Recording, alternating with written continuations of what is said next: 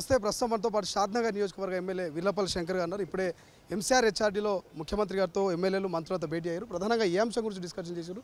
అన్ని అంశాలు పార్టీ తీసుకున్న నిర్ణయాలు ఇప్పుడు ఏదైతే కులగణన ఉందో ఎస్సీ వర్గీకరణ చాలా బాగుంది. ఇదంతా అందరికీ లాభం జరుగుతుంది కాబట్టి ఇన్ని రోజుల ఆకాంక్ష ఏది చేసినా కాంగ్రెస్ పార్టీ చేస్తుంది కాబట్టి అది నిజమైపోయింది ప్రజలలో కూడా.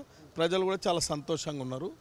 రేపు ఏదన్నా రాబోయే కాలంలో ఎన్నికల్లో కూడా చాలా త్వరలోనో ఎన్నికలు వస్తాయి కాబట్టి దానికి సంసిద్ధంగా ఉండాలని మంత్రి గారు కాంగ్రెస్ పార్టీ అసెంబ్లీ నుంచి బీసీ కులగణన ఎస్సీ వర్గీకరణకు రూట్ మ్యాప్ వేసినమంటారు. కానీ బీసీ వర్గాలు ఎస్సీ వర్గాలు వీటి మీద సంతృప్తిగా లేరు, అసంతృప్తి ఉన్నట్టు తెలుస్తుంది కదా. తప్పు సమాచారం ఉంది వాళ్ళ దగ్గర.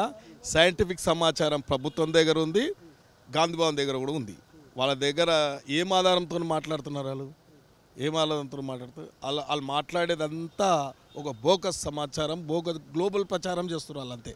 బహిరంగ సభలు ఉండబోతున్నాయి అంటున్నారు. బీసీ కులగణన మీద ఎస్సీ వర్గీకరణ ఎట్లుండబోతుంది? ఎవరు ఉంటాయంట అంతే. ఎవరు వస్తారనే తర్వాత ప్రపంచంలో ఏ మూల ఏ క్షణం ఏం జరుగుతుందో వేగంగా తెలుసుకోవడానికి తొలి వెలుగు వాట్సాప్ ఛానల్ని ఫాలో చేయండి.